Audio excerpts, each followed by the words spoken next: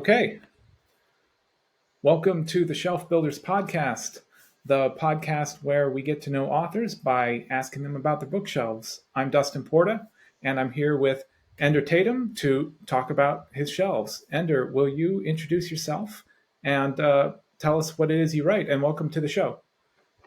Yeah, thanks, Dustin. Thanks for having me. I'm Ender. I write under VicusOfTears. Write pretty much fantasy. Always fantasy, sci-fi. Right now, I am foraying into the world of progressive fantasy.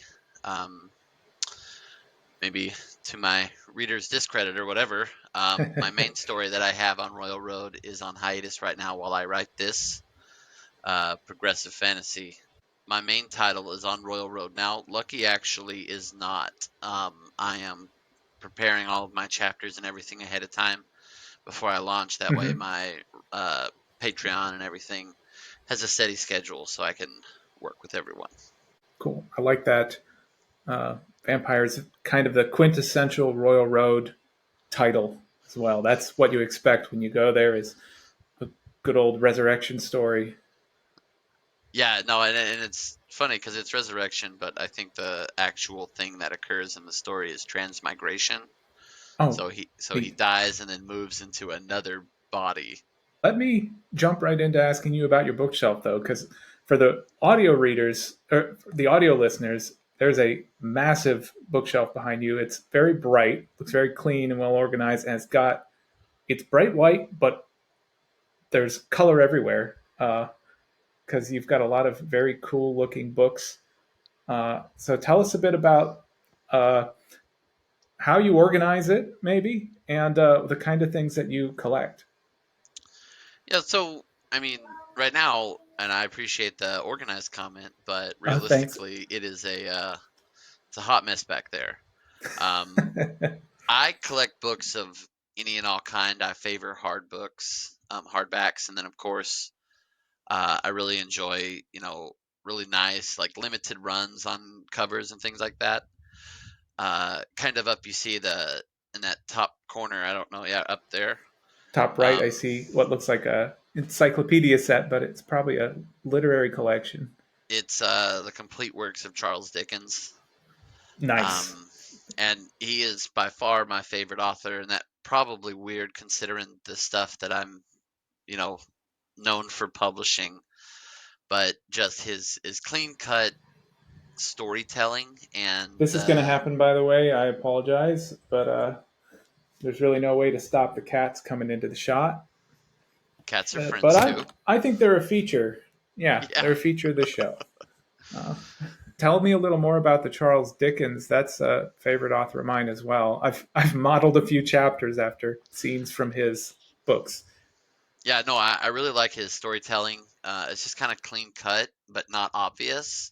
So like the way that it paces and progresses, I really enjoy, and his character development.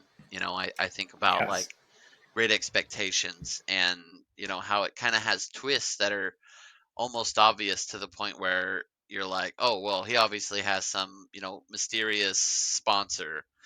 And short of spoilers for those of you that haven't read it, You have a mysterious sponsor.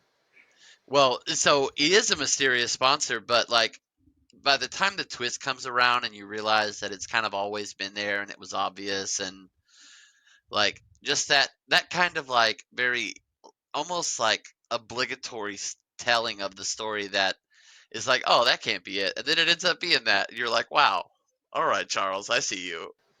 Can I just say how cool it is to have a Royal Road author talking about Dickens because when I think of the publishing model, when I think of the serialized publishing model, I think of Dickens. And when I think of some of us self published authors like myself who are trying to write quickly but produce high quality work, I think of Dickens because Dickens was a writer of the people. He put out words fast in serialized manner, and they were, a classic literature. Yeah, I think and I even have his works when he was serializing stories in newspapers, and I have all of those in a compendium back there. And I think that maybe in everything, I don't know if he was the first serialized author ever, but I think the fact that his work is relevant in that aspect, that style of storytelling that he has, and the way he was delivering to people was it was just impressive and applicable, and I think his work is really approaching, it's not, the King James version or anything. It's just, I wouldn't go so far as to say that if he was writing today, he would be writing on Royal Road, but maybe. well, yeah, and I think that's a crapshoot for any kind of author today, though. Like there's a lot less readers, I think, overall in the world, and I think that makes publishers a lot more selective. So I think there's probably a ton of great undiscovered talent out there, and sometimes, you have places like Royal Road that give those people a voice and an opportunity and a platform that to get any exposure and at least get those stories out of them so they're not driving them crazy and keeping them up at night. Well, speaking of rarities, do you have any cool rarities on your shelf? Anything really unique and special to you? Uh, yeah, I have first edition prints of The Houseboat on the River Styx and Pursuit of the Houseboat on the River Styx by Kendrick Bangs, and they are from 1895 and 1897. That's every one of my favorite books is from that time period. Tell me what these are about. So I obviously haven't read the copies I have. I keep them nice and sealed up. For whatever reason, I Yeah, protected them from the world. But it's about someone going to hell, and then instead of crossing the River Jordan like he should, ends up on this wacky adventure with gods of the underworld in this houseboat. And yeah, I mean, I'm gonna put that on my TBR because that sounds like it was made for me.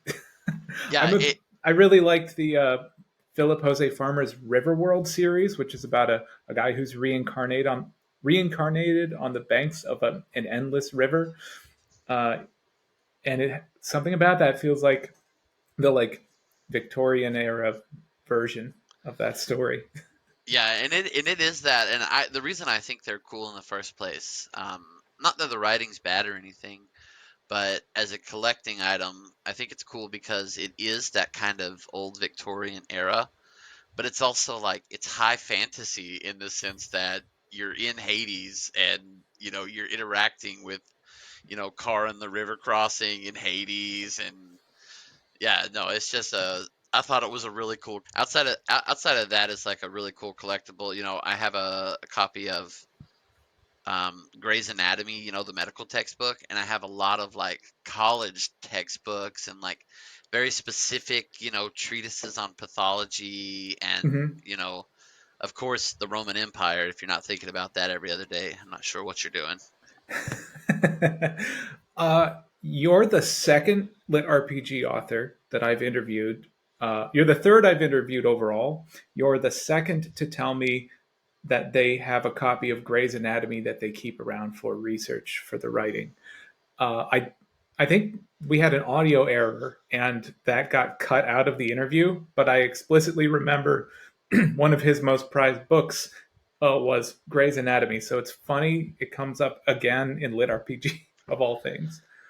Yeah, yeah, and I mean, right now that's kind of the genre that I'm in, but I would probably say I write all over the place, and honestly, medical textbooks are surprisingly fascinating because, I don't know if that many readers are that interested in like exact anatomical detail when someone gets stabbed in the aorta or something, but Yeah, I think it is good and it boosts your vocabulary. So later on, when you want to write something and you're kind of rehashing something you've written before, it just gives you the opportunity to have more opportunities, like a built-in thesaurus or something to that effect, that is it's just more knowledge, more research, more opportunity.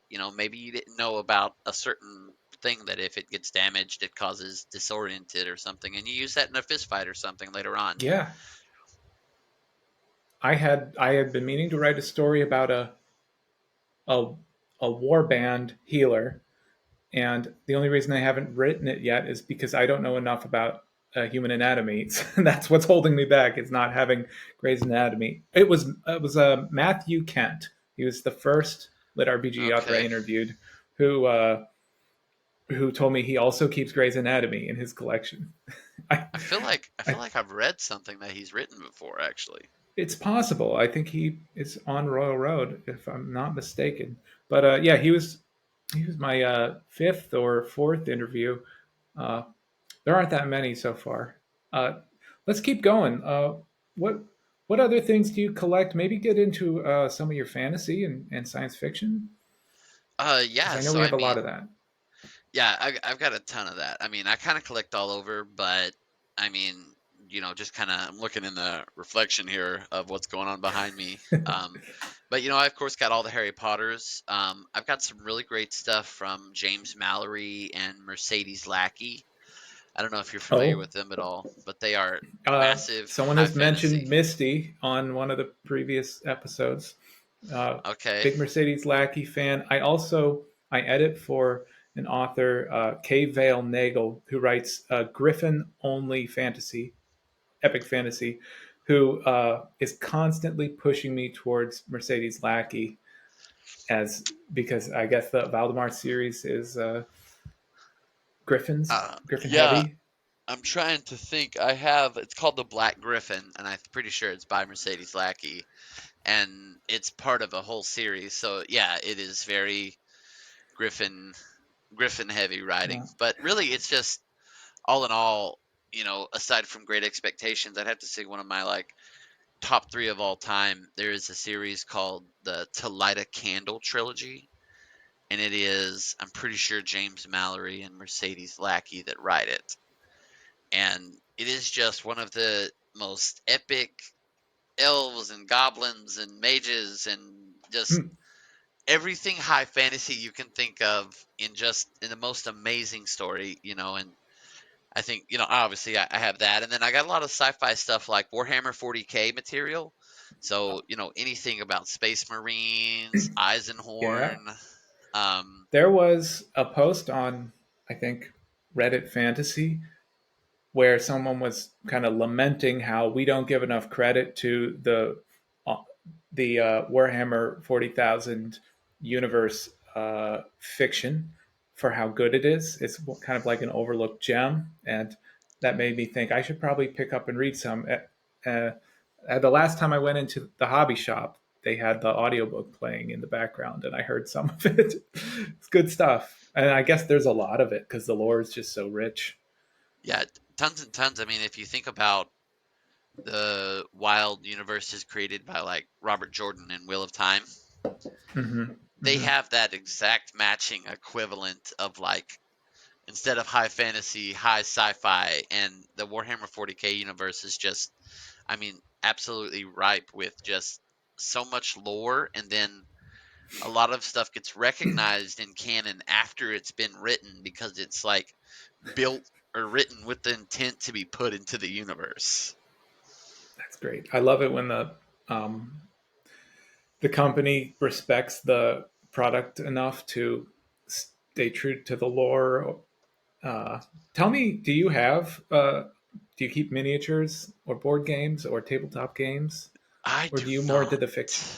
Okay, Yeah, no. I've played D&D a few times, and it's a good time. I like the storytelling aspect, but I never got into the minis or the collectibles or anything like that. It's always just been kind of in books and video games for me. okay. I don't either. It looks too daunting to try and paint them. It seems like you have to make that your life. And if you don't want to do that, then you're not committed enough. That's my impression. It's kind of daunting. Yeah, no, I decided a long time ago that if I'm gonna dump money into a hobby that really only supports selfish advances like books, I'm just gonna spend it on books.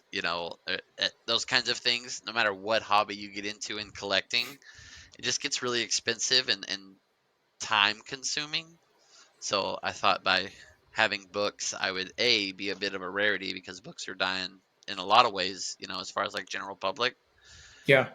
but B, even all the books I read on Kindle and things is nothing replaces, that smell of dust and the feel of the paper when it comes to, that immersive experience when you're really into a story. I said I was going to spring some surprise questions on you, and you stepped on one of my traps.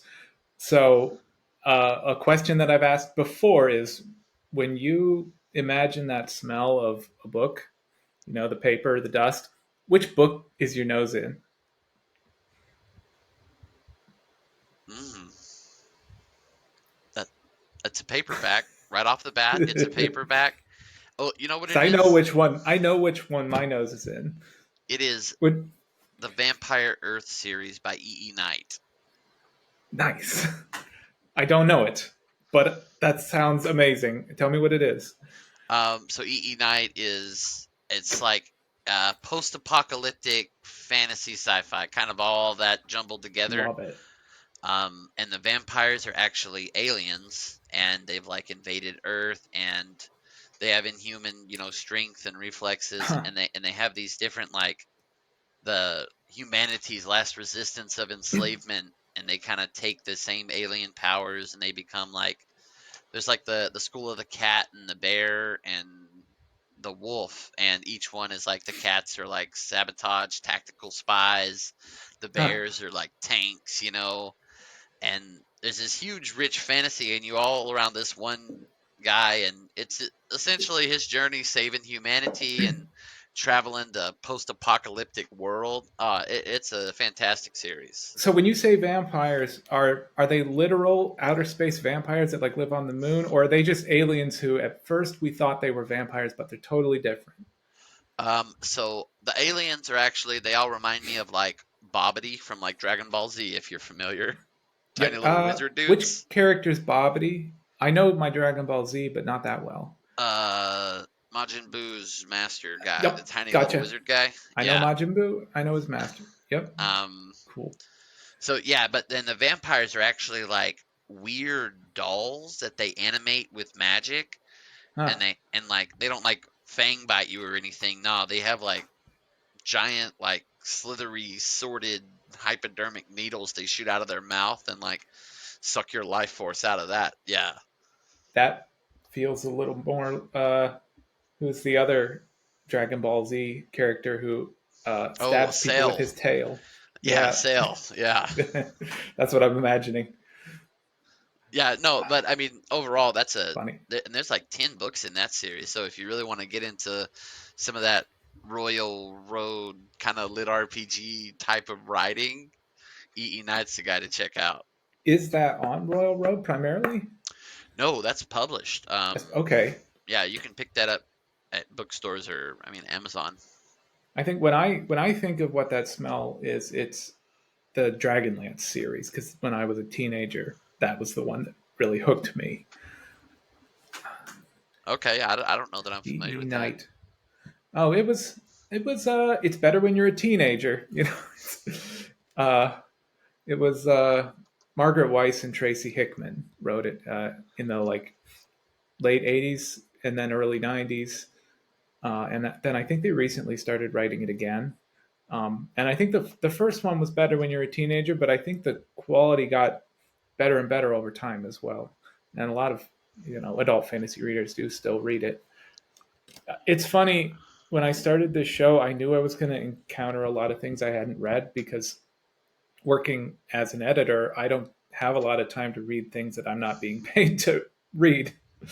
Um, and so I've got time for like a handful, like I could count on one hand the number of books I read for pleasure in a year. And it's been even more of an exercise in humility having to admit that I know none of these books that people are recommending me. And we're talking classics and foundation of the genre. But it is what it is. You have to admit that you know nothing if you want to grow, I guess. Well, I think that shares a lot of like, I don't know, metaphor, simile with life, whatever that proper term is. But in life, I find that the more that we actually learn and then we find out, the more we realize that we know less than we thought we did. And I think that all of the books ever written, are you kidding me? Like there are countless books that have been written and lost to time. So how is it possible for anyone, to actually have read everything inside of a single genre, much less e- every book ever? So I just see it as an opportunity. Half my books I would say I discovered on my own. The other half are probably recommendations or just stuff I stumbled on in Goodwill. I kind of want to go off script a bit and ask you how you got into writing because I have a feeling, I have a gut feeling it's going to be a good story. Well, hopefully I don't let you down too hard on that. So I've always been a reader, and I feel like anyone that's ever done a lot of reading has wanted to write in some capacity. When I was in high school, I got into like this, like it was like a competitive program, and it was like creative writing, but there was always and like prompted and focused. Um, and we were doing this assignment in English, I think maybe 10th grade or something like that. And there was this girl that I liked. So I wrote this whole story about a guy who was pursuing this girl. And then everything in the story I would try to I would imitate in real life, I guess, if that makes sense. So I would I I love would it. almost plan out ahead of time how I was going to ask this girl out and all that. And I followed the script for the most part. Didn't work out in the end either way because, drama. But Did the character in the book get the girl, or did he have the no, same? no, he did not get the girl. And that actually, I have it right here. This is the original manuscript for that story that I ended up later on, fleshing out, and it's in my pile of incompletes right now. But no, he doesn't. But he ends up later on. It kind of goes full circle and comes around and jumps 20, 30 years in advance, and I just kind of use that as like an event in the story rather than the culmination. That was a much more fun story than I expected, and I love it, especially because you actually have the folder with the pages in it, which is the whole point of this podcast. Is like, what do you keep around you when you're writing? That's a good follow up question on this. What do you keep around for inspiration specifically when you're writing? Is there any is it just being in the office around the books, or do you not write there? Because I write, like, I have bookshelves and I kind of have a little office space, but I write here in the kitchen, and it helps to have the bare table and the bare walls around. Yeah, what do you keep around you specifically for inspiration, and do you work in your office? So yes, I do work in my office. Um, I have my whole tower set up and all my monitors, but I don't know if that I keep anything necessarily directly around me when I write. But I guess that's because I'm not actively using them as tools. But if I had to pick anything, the things that are always around me, no matter what my writing setup is, I have uh, I have my two pet rocks. So right here, I have this like smooth black river stone. I've had it for a decade now, and when I'm like crunching on something, I just like kind of twirl it in my hand. I guess just kind of rub it out, probably attributing to its smoothness. And then I have this guy, which I got when I was a kid for whatever reason. I call him Herbert. And I've had him for almost 18 years now, and he's just I literally took him to college with me and everything. I don't know why. I've always just put the rock in the windowsill, and later on in life and I mean now he's covered in ink and candle wax and no telling, but he has just been with me. And then I keep all of my writing. I like to do a lot of things handwritten first, and then I'll Yeah, retype it, and that gives me like a first draft and then a first draft and a half, because once I'm typing it back up, then I can catch some more mistakes and things like that. But also, I think when I'm committing a concept or a premise to memory, writing it down helps me directly get it out of my head, but then also I will remember it. I don't know about you, but when you yes. start getting up there, 50, 100,000 words in, and if you write, if you're a pantser, not a planner anyway, sometimes you got to remember like what it is, and if you've written it down ahead of time, it's way easier to remember, specific facts that you need to like trigger a later event and things like Oh, that. I was trained to remember anything anything I wrote down. I'm trained to remember it because that's note taking in school. I don't have to reference my notebook; it's in here. But if I didn't write it with my hand, it's not in here. Right. So it's got to be written down. I get it, and I get the rocks. I got rocks everywhere. Every time I go for a walk, well, I so you have the two. I've got just rocks hidden in all the nooks and crannies around my house. There's a TikTok or something where they joke about how their 5-year-old brings rocks home, and I think my wife must feel that way because I have all these rocks everywhere. I don't know what they are. They're good. It's good meditation though. You roll them over in your hand, find a good Yeah, I smooth think rock. that's just part of the. It's like I just seen another TikTok about men and finding sticks and how still to this Yes, day they'll pick up a stick and say, "Man, that'll make a nice sword." I think it's the same concept with boys, just rocks and sticks, and maybe there's girls out there that do it too, but definitely a boy thing. my sister sent me a picture of her kids. They were at uh, an amusement park. All the other kids were playing on the rides and water slides, and her kids were picking up sticks in the trees on the side of the path. um, I wanted to ask you a follow up to your writing question. So you draft by hand almost exclusively, No, I no, because I I do sometimes when I really need to unlock. So when I get really stuck, I will start drafting by hand. I forget that that's how ideas come when I work on word processor too long. oh yeah, no, honestly, I when I start crunching on an idea, like I'll see something and then you kind of get that stroke of inspiration and you like there's something about it that hangs in your mind and then you just continue. I call it crunching.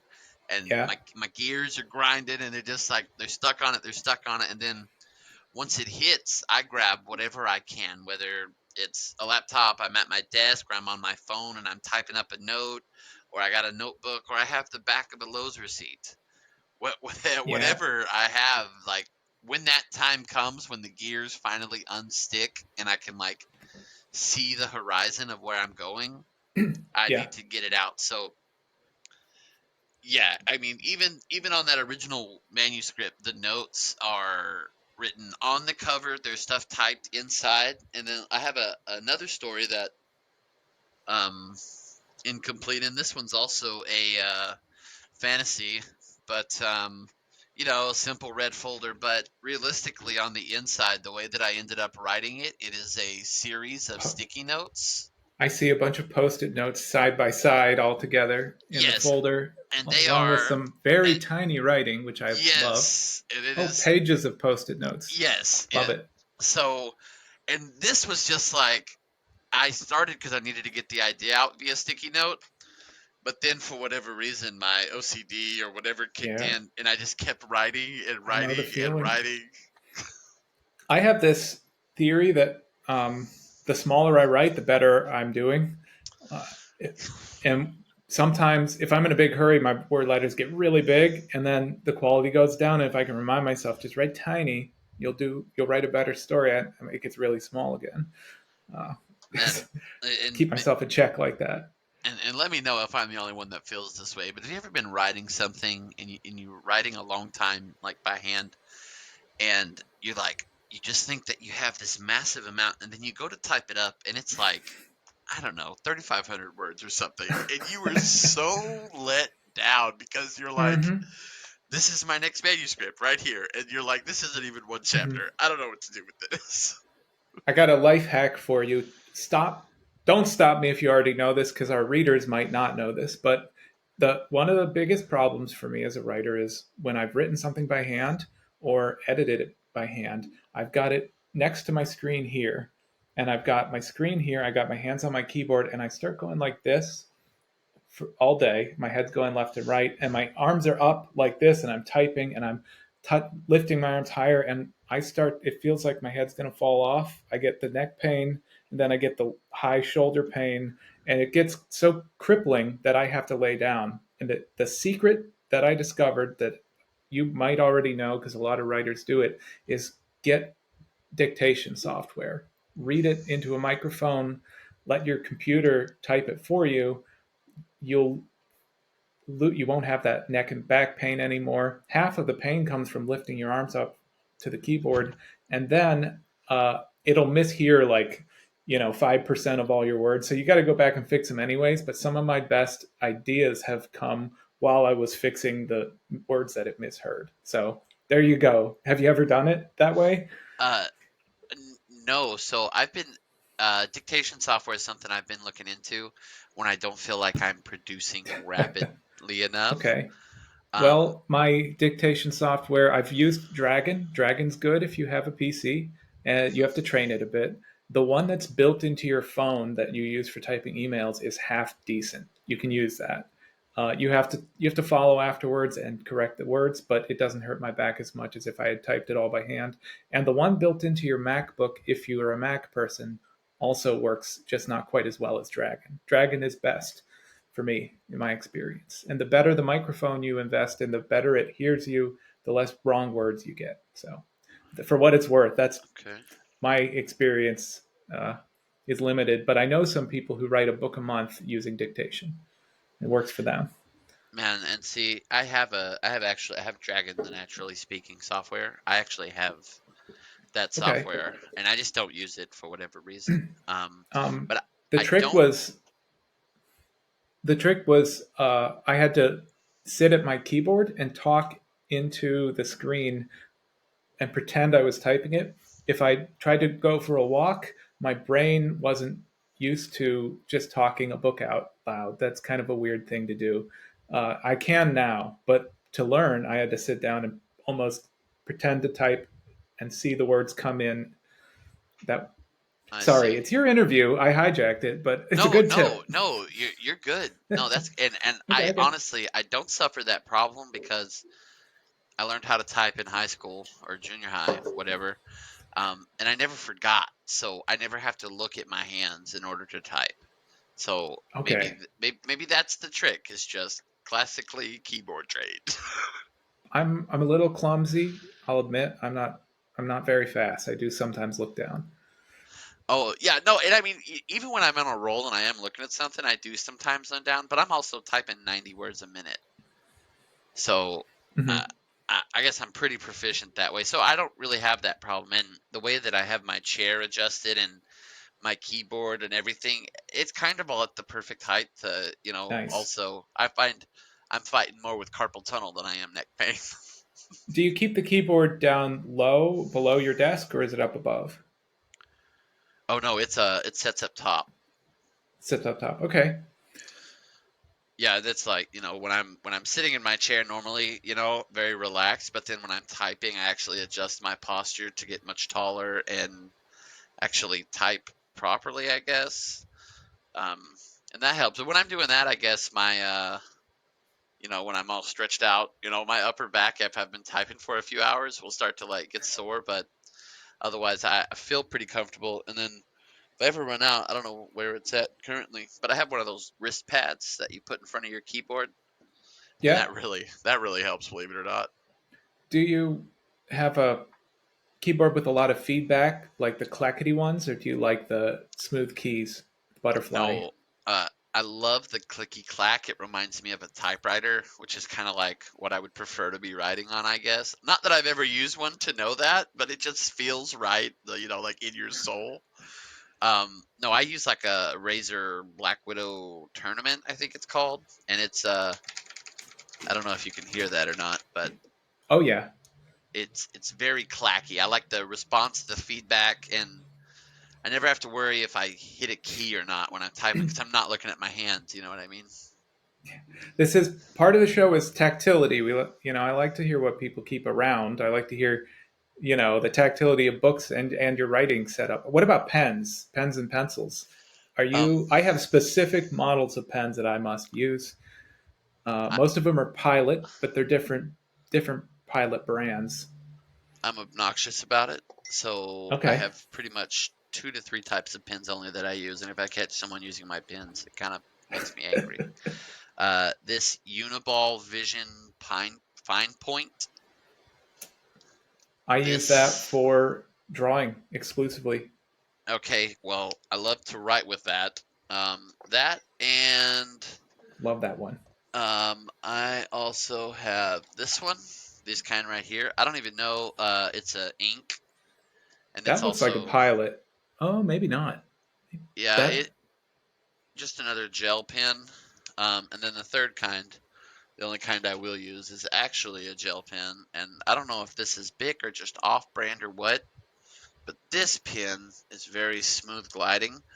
And when I want to get in the head of like, a highfalutin kind of character or like royalty or something, and I feel like I need to connect more, I write things with like ridiculous swishies and swirls, like I'm some kind of fancy royalty member, and it helps me get into the head of my character. the authors who listen to this show love this kind of stuff. Well, this has gone really quickly. We've got maybe 5 or 10 minutes left, so I wanted to ask you about video games. I wanted to ask you about your new LitRPG project, and I kind of wanted to uh, ask you about video games by way of that. Can you tell me what it is you play, and then maybe a little bit about how you got into writing LitRPG? Yeah. So I guess I feel like I'm one of the blessed, not with the current industry the way it is, but I actually used to work in the video game industry. And I interned for Blizzard, and I actually worked for THQ, and I made Oh some wow, some kind of larger brand names. I said I made, but realistically, I was one of a 250 people. right? Um, but no, so I love video games. It's what I originally went to college for because the storytelling aspect and also maybe a little bit of a god complex. Um, but no, I've always, always, always since I could remember, I got a copy of Final Fantasy VII the year that it came out, which Yeah. 90 maybe 97. Um, Uh, yep. and I didn't even have a That's memory my card. Final Fantasy. That's right. I didn't even have a memory card for years. I kept having to play it over and over and over until the system got cut off. And so I would lose my progress. I'd start every time over and over. Usually got through the first disc. Um, and then from there, just RPGs. RPGs, FPSs. I really enjoyed a lot. I did a lot of console stuff. I never really was a massive PC gamer, and now that I spend the bulk of my free time either with my family or writing. I don't play as much, but every time I do, I cut the PS4 on and I'm playing Fallout 4. That's probably the game I dump hundreds of hours in, and if I'm on PC, it's probably Rust. Nice. Do you keep any of the old consoles and old cases around, even if you don't play them anymore? I do. I have. I mean, I have it all set up in the living room, but I have a GameCube, an original Nintendo, a Super Nintendo, a Nintendo 64, an old Xbox, like old Atari games and stuff. I never went serious with collecting, but I did hang on to things and pick them up as I could. Okay. List a few of the original Nintendo titles for me. I have Uh, some obscure original Nintendo titles, like World Runner was one of the ones that I grew up playing that no one has ever heard of. no, I'm not familiar with that one. I mean, I have on the actual old NES, I have like the Flintstones, um, and Super Nintendo is probably like I've got Legend of Gaia on that one. Oh, what a great game! Final Fantasy 2 and 3.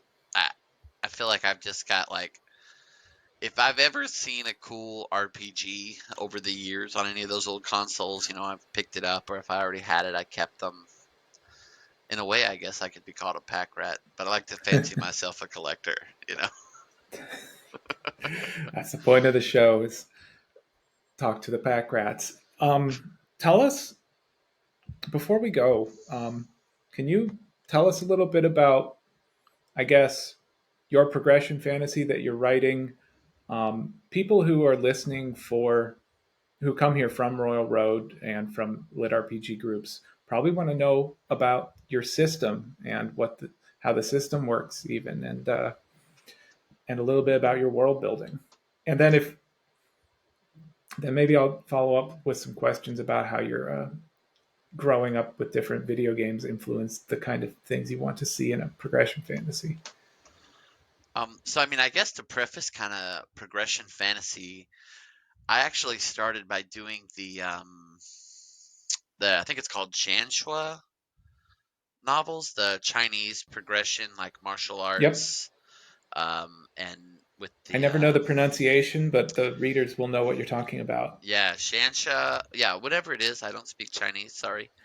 But I started reading those, and they weren't necessarily like video game esque. And then I stumbled on Cradle, the Cradle series.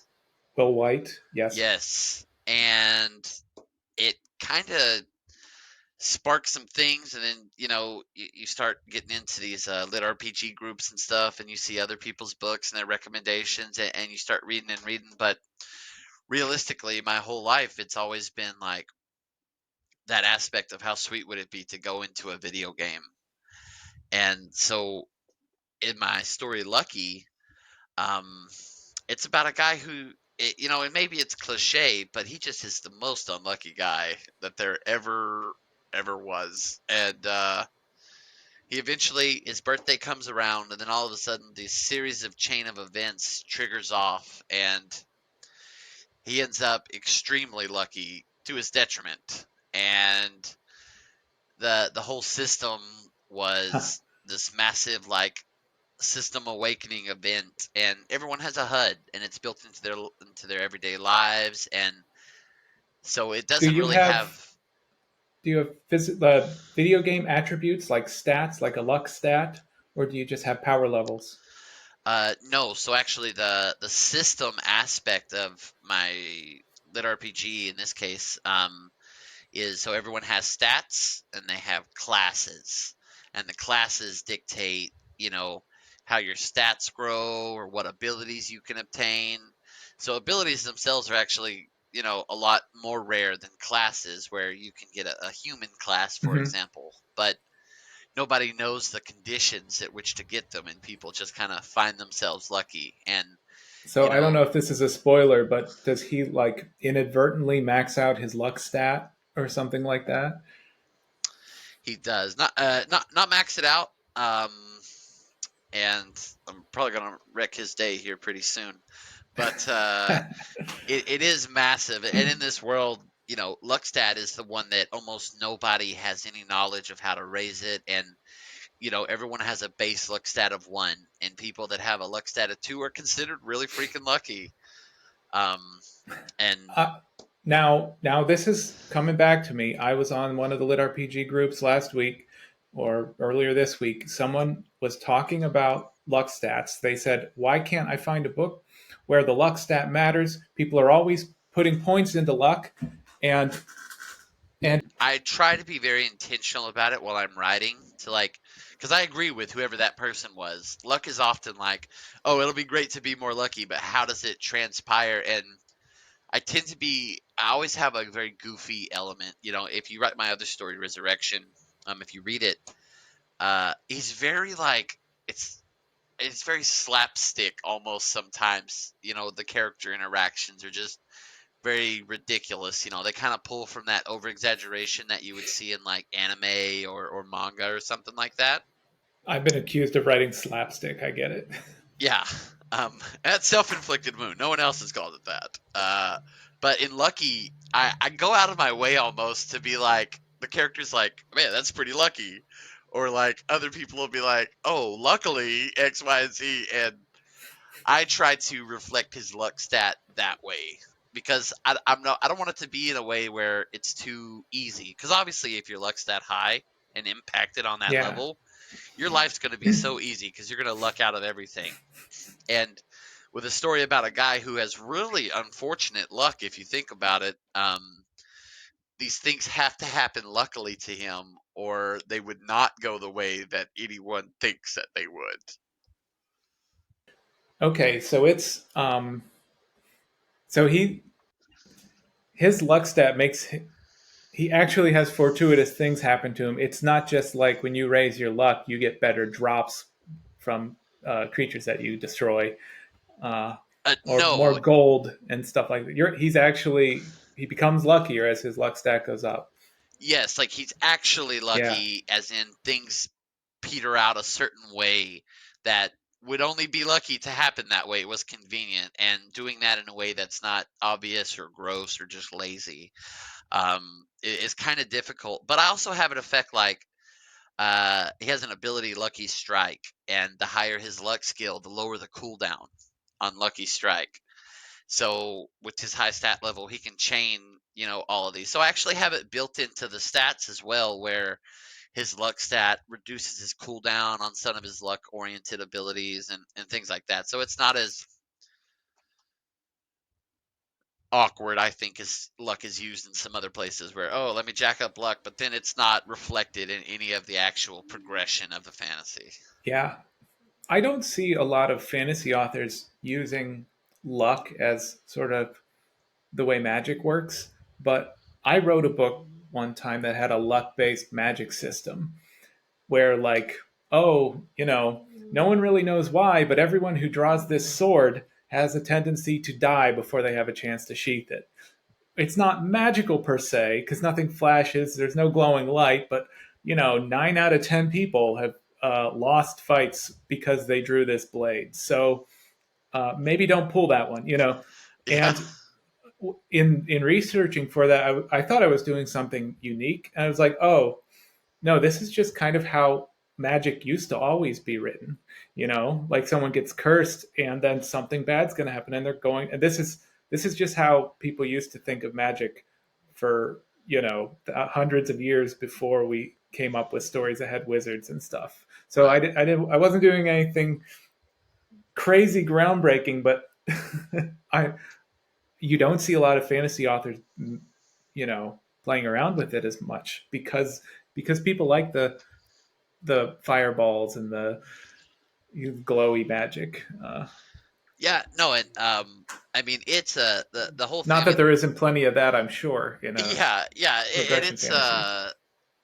the name of the story is Lucky, but the guy's name is Seven, and it goes into this huge chain where he's the seventh son on the seventh day, etc., etc., and it actually makes him like an enemy of the kingdom because they're trying to like figure out what his auspicious birth has anything to do with.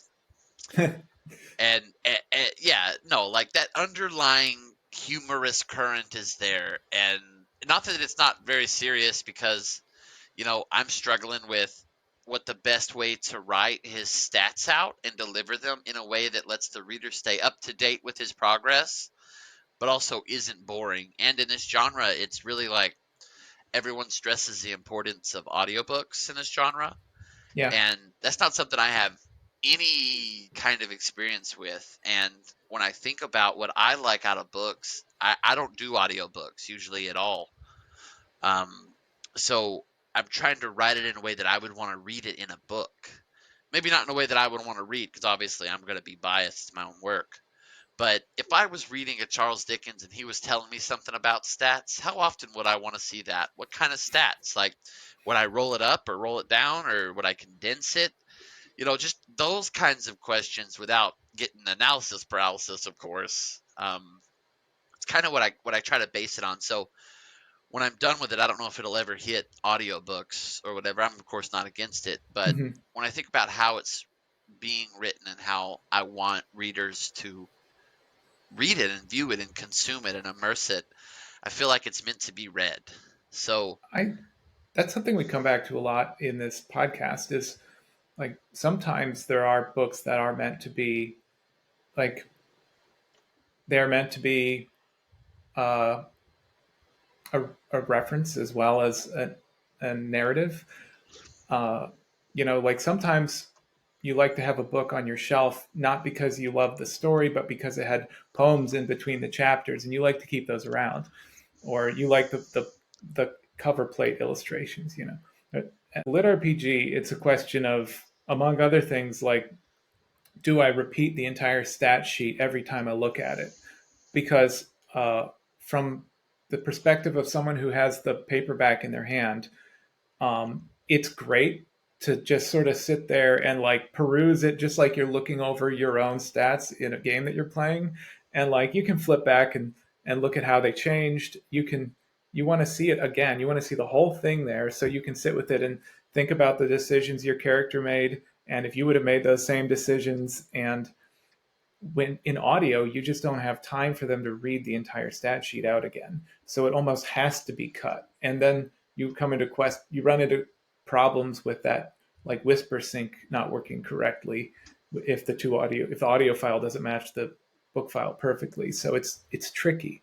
Well, so like, and the way I kind of address that is like, there's an entire chapter and it's called notifications. And it runs the full gamut of, in the entire story, essentially every major system notification that you would get, he gets it all at once when he like goes through this burst power up. And almost the full chapter is notifications. And I'm writing it in a way where I'm intentionally going to have a reduction of the display of his stats and things, and I'm going to make it Yeah, make sense in the story. So that way, we'll have a whole chapter dedicated to what the system would tell you at any other time, even though it does make sense, yeah, but also cutting down, because even when I am looking at the stats, like, it's a progression fantasy with essentially an OPMC, and he's going to be growing constantly. And to actually view his stats as often as he, levels up or whatever, I think it would be annoying. It's annoying to write it. And I'm like, okay, this makes sense to put it here, but I'm not going to. Let's write around that or write through that. And so and what I'm building into is a way in the story that actually makes sense to not display his stats and only display it when yeah, certain thresholds are met. And I think by doing it that way, if I reveal his stats every 10, 15 chapters, it'll be still near and dear enough that they'll be able to see the progression. But also, it won't annoy readers either because it's so much. Because we're talking about a character that's essentially going to infinitely progress. So, yeah. We had the same discussion when I was writing my series with Arlo Adams. We had written well as she became more powerful and got into more and more combat. Eventually, it gets to the point where your readers don't need to see every damage notification that comes in.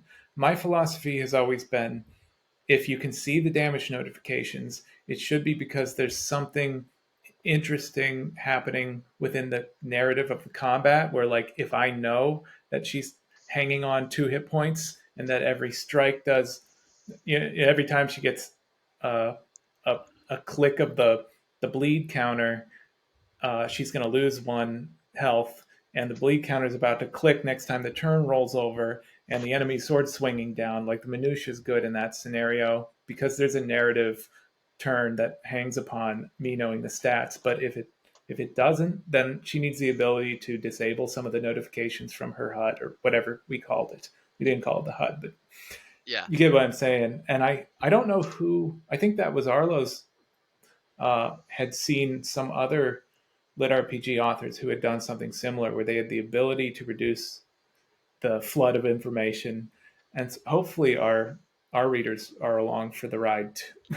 And I know some people like it crunchy, and I don't want to do them a disservice either. So it's a tough decision for sure. Yeah. For us, it was. I don't know if it was for you.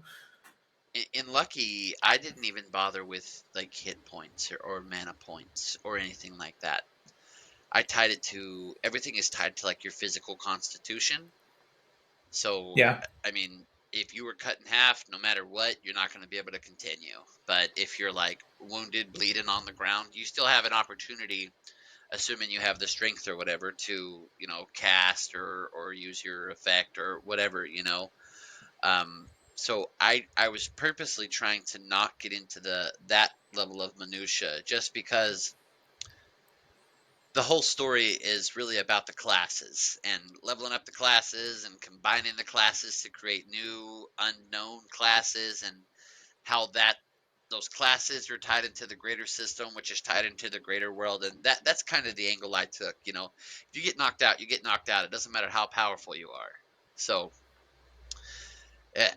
that's just more the way. And I guess if you want to look at it from that level, when new enemies appear, I introduce their stats so that way the reader can compare them against where the hero is at that time. Yeah. and and even to a point, one of the character revelations that Seven, the main character, has is that what he thinks he can do versus what his stats say he can do are two very different things, and he has to like overcome his own limits to realize that what used to would have dislocated his arm if he did, now his stats bridge that gap, and he's actually way more powerful than he thinks he is. And so, like, as a bit of character development, he kind of went through this phase where he was realizing that this is what I can do and this is what my stats can do. And like kind of the merge of that, and realizing that used to, if he punched a wall, it would break his hand. Yeah. Now he can punch through six walls and it doesn't matter. So like just kind of like that mental battle, because I'm trying to think about things that are not already done a million times, or that might be a new, interesting, unique twist or perspective. I'm not trying to reinvent the wheel, but I'm also thinking about Yeah. the reader's experience and like what would I want to see as a reader, Well, that or yeah. that brings me back to my game library question, because I've been thinking, what's the connection here? And the thing I'm sort of seeing is you as someone who has some design experience, and you as someone who's kind of omnivorous with your RPGs. You like many different RPGs and a variety. Um, it sounds like you're developing a game or a system where it's not so much about the character um, leveling, or it's not so much about the character leveraging a particular system. It's about the character constantly having to reassess and relearn how the system works as he grows within it. And the system is a bit unpredictable, just like luck. Do you think that's a part of it? Um. So uh, Or am without I way off base? no, Oh, so I'm in spoiler territory. Okay. yeah. Let me see how to. Well, so no, so in it, the system actually becomes a character, but Okay. If you this. cross a line, we can always cut it from the interview. So Yeah, yeah, yeah. don't No, be no, too I'm afraid. not. I'm not that worried about it. So the Yep. system actually becomes a character, but the system is this massive. It's essentially the internet. It's the World Wide Web, is what the system is. Yeah. But each person has their own individual instances of the system, and Uh, the whole like driving force behind all of the terrible stuff that's happened to our main character, and the lucky and unlucky situation he gets to, it's because his fate is inexorably tied to the system itself.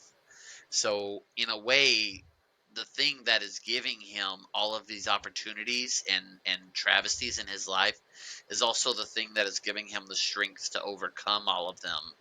And, it's kind of one of those like personal development underlying themes where is it me or is it the system? huh. I So everyone has their own personalized instance that is their. A lot of people have their own. It reminds me. I don't remember if it was Mary Robinette Kowal or someone that they interviewed on their show, that the podcast that she used to do with Brandon Sanderson, but I think it might have been her, where the detective had an AI sidekick that they had a very intimate relationship with, and they were growing closer and closer to this sidekick. I don't remember if it was romantic or not, but it was undermined by the fact that this AI sidekick was also 20 other detectives' sidekicks too. And they had a personalized personality for this person, but they still knew what was going on with all the other versions of themselves. So it's really weird having a relationship with a copy that shares a personality with all the other copies that have relationships with all the other detectives. I don't remember the book. I don't remember the author precisely, but if someone does and wants to put it in the comments, I'd be curious to figure out which one that was, It kind of makes me think of that. And if you cover any of that territory, I'd be really interested to see what that character is like, because that's not done often. So I think the way that I'm actually going, that's not that's not really how it goes because like there's a part when we're starting to develop the character of the system itself. One of the main elements because we do avoid some of the more traditional lit RPG, so there's no attack points and things like that. But one of the kind of overarching thing is you level up things. You don't level up as a character, but your stats and your abilities, those all level up as you obtain these new classes. And I like that. I think that's kind of freeing for the author. yes, and our main character upgrades his system, and so his system develops some unique things about them. And later on in the story, you get into these moments where the main character is having internal dialogues with the system, and you wonder like, oh, is this going a romantic place or anything like that? Now honestly, I don't have the answer to that yet. We'll find out. Yeah, well, I'm writing this in a way that I haven't written things before. Usually I'm a horrible nasty planner, and I have to plan out every event and twist and turn. And lucky I am, truly I'm just pantsing my tail off. I don't know if I can cuss in this, but pantsing I my tail off. um I don't know if you can or not either. Probably safe not to. yeah, yeah. Hey, uh cool. so yeah, I'm just like by the seat of my pants. Like I have some like bullet points that I'm getting to in the story, but everything I'm writing between here and there, and I know it's probably so dangerous because there's stats and things involved, but I'm kind of just keeping my ongoing sheet of notes as I go. Just in the main like metric that I'm keeping up with is his status. So as long as his status is good, I can reference it at any time. So yeah, that's kind of how I'm going through it with this. It's just very like I have an idea for an arc, and then I put that into a list of bullet points that I'm writing to, and I'm filling in between these two sentence bullet points 10,000 words, and like kind of build it. And I don't know, I find it to be anxiety ridden and nerve wracking, but also so exhilaratingly freeing because it's like at any point in time I can reference the millions of story arcs I've seen in my life, and I'm like, I like this story arc, but I hated this part. All right, so let's change that. And as I'm writing it, I can do it. And I mean, I'm sure when I get to once my first draft is done and I get to the part where I need to edit it, I'm gonna regret it for years and years. But I'm really enjoying this kind of the style I'm going. So of course, the day I'm building in, numbers and math and stats into my writing is the time that I stop planning. But if anything, and I'm sure a lot of writers are like that, we're sadists. I think a lot of writers who watch this are going to be inspired by how excited you are to write this stuff, because it's easy, especially when you get frustrated with what you're doing or get really in the zone or get too far along in your series, you lose sight of the fact that like we do this because it's fun. We do this because we enjoy writing. If you're doing it for any other reason, you you're you might burn out. But if you're actually, you know, chasing that joy that you have in writing, and the puzzle of it and the fun of it, you're not going to have the same problems that other writers are going to have. Like the people who are having fun are sticking with it. And on that note, like, I let this interview go way over time because it's been tons of fun. And I don't know how I'm going to cut it down to 30 minutes, so we might just have to let it be one of the longer episodes. So that's okay. But we should wrap it up. So, will you tell us one more time your author name, your pen name, where we can find you, and I'll remind everyone before you do that that will be in the show notes as well. Yeah. So my name is Ender. I write currently as Vicus of Tears. You can find me on Royal Road, Wattpad, Scribd. There's a few places out there. Um, And my main I'll title have is you on. send me some links. Yeah, absolutely. My main title right now is on hiatus. It's called Resurrection. I died and came back as a 3,000-year-old vampire. It's very fantasy, isekai, comedy, in that vein. And it's on hiatus because, well, 1,003 reasons we can talk about another time. But because I'm writing this progressive fantasy right now, which is called Lucky, um, and that's unreleased yet. But when it does, I will All be right. doing serialization of the chapters, and I'll probably be on Royal Road web novel as well as Scribd and Wattpad also, and they'll come at different times, and you'll have to keep up with it to know at what dates and orders. Oh, and I'm sure I can do some kind of post for you when it's time. All right. Well, thanks for coming on, and thanks everyone for listening. This has been a lot of fun. I just wanted to remind everyone that the authors who have been on the show are welcome to join the Shelf Builders Discord, and any of the listeners are welcome to join the Shelf Builders Discord. Some of the authors who've been on have made their own channels for their fans to keep it, keep up with what they're doing. Uh, so yeah, check us out. Check out our Discord, and thanks again, Ender. Thanks for having me, Dustin. I really appreciate it. And until next time, keep your bookshelves dry.